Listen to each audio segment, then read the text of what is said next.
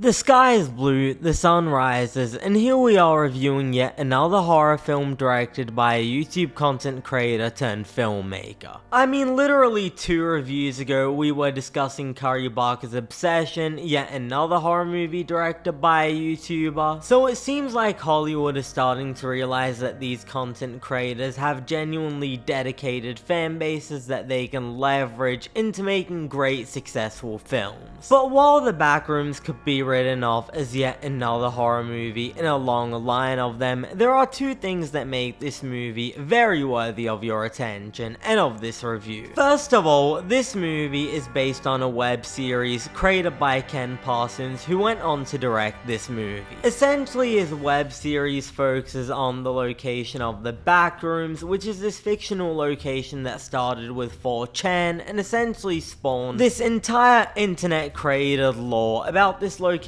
that doesn't even exist. Despite not being a real location, the lore surrounding the Backrooms is huge, especially with Gen Z and millennial audiences, so it shouldn't be much of a surprise that this movie is projecting around a $70 to $80 million opening weekend. That's blockbuster numbers. But the second thing that makes this movie unique is its director, who once again could easily be seen as yet another YouTuber turned filmmaker if it weren't for the fact that this dude directed this movie at 20 years old. I've seen a lot of headlines talking about how he's the youngest director in A24's history, but forget about any one specific studio. I genuinely can't remember the last time such a high profile release has been directed by a dude who's barely out of high school. Yet if you went into this movie not knowing that such a young bloke directed it, you would genuinely never guess. There is no hint of any uncertainty or any lack of confidence in Kane's direction here. He essentially arrives into the Hollywood scene fully formed, bringing to life an aesthetically stunning, visually unique, and genuinely haunting one-of-a-kind horror film. Whenever I'm asked what my all-time favorite movie is, I'm torn between The Shining and Whiplash. In the mid-2010s, it definitively used to be Whiplash, but in the last 2 years or so, it feels like The Shining has taken over. So there is no higher praise I can give to this movie than to say the way Kane Parsons directed it genuinely at times reminded me of the way Stanley Kubrick directed The Shining. Sure, there will never be a horror movie quite like The Shining, but this movie borrows so much from the visual language of that film, and it results in the closest I've seen any horror movie get to capturing the feel of that movie. The way the characters are enveloped in these large empty spaces. The use of bright, vibrant lighting which creates the feeling that things are almost okay, yet only makes things even creepier. In the same way that Kubrick held the camera meters away from that freaky bear in The Shining, filling us with dread at the thought of what would happen if we crossed the room toward him, so too does Kane Parsons. I hesitate to call this film scary. I never felt like I myself was truly in danger, but it is a genuinely unsettling, nauseating horror film. One that envelopes you in its haunting emptiness. The feeling of staring into the void and fearing it'll swallow you whole. Now, I gotta be honest in saying that for as long as I can remember, I've had an irrational, unexplainable fear of furniture shops, so this movie already started off at an advantage by tapping into that fear. But the movie is directed with such a strong, horrifying, creative vision that I genuinely believe anyone, no matter where you land on the furniture shop spectrum, will find something unsettling here. But while Backrooms feels like it was directed by a seasoned veteran of the craft, the same cannot be said about the screenplay.